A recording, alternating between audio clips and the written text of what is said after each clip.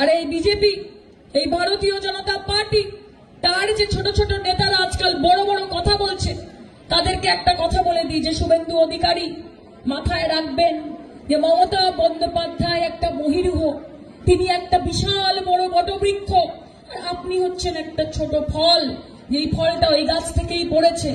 আর ফল যতই বড় হয়ে যাক না কেন, কোনোদিন গাছের থেকে বড় হতে পারে না। আপনার এই নাম, লোকে আপনাকে চেনে, লোকে আপনাকে যতটুকু, আপনাকে এমনিতে বাংলার মানুষ সম্মান দেয় না। বাংলার মানুষ বলে একদিকে বন্ধু, অন্যদিকে শুভেন্দু, যে কেউ বন্ধু কেউ শুভেন্দু। বাংলার মানুষ আপনাকে সম্মান দেয় না, কিন্তু যতটুকু আপনার পরিচিতি আছে সেটা মমতা বন্দ্যোপাধ্যায়ের দয়া দাক্ষিণ্যে আছে। মমতা বন্দ্যোপাধ্যায় আপনাকে শুভেন্দু অধিকারী তৈরি করেছেন। আপনি এত বড় বড় কথা যার ব্যাপারে বলেন, যাকে নানান নামে ডাকেন, কখনো খালা, কখনো বেগম, কখনো মমতাজ, মাথায় রাখবেন তার ছত্র ছায়ায় আপনি এতদিন ছিলেন বলে লোকে আপনাকে চিনতে পেরেছে।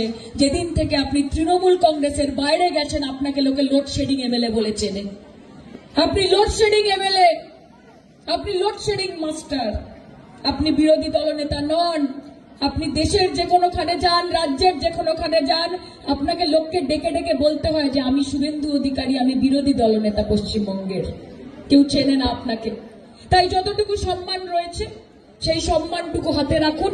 সামনে খেলা আছে, ভয়ঙ্কর খেলা নেই, ভালোবাসার খেলা আছে, উন্নয়নের খেলা আছে।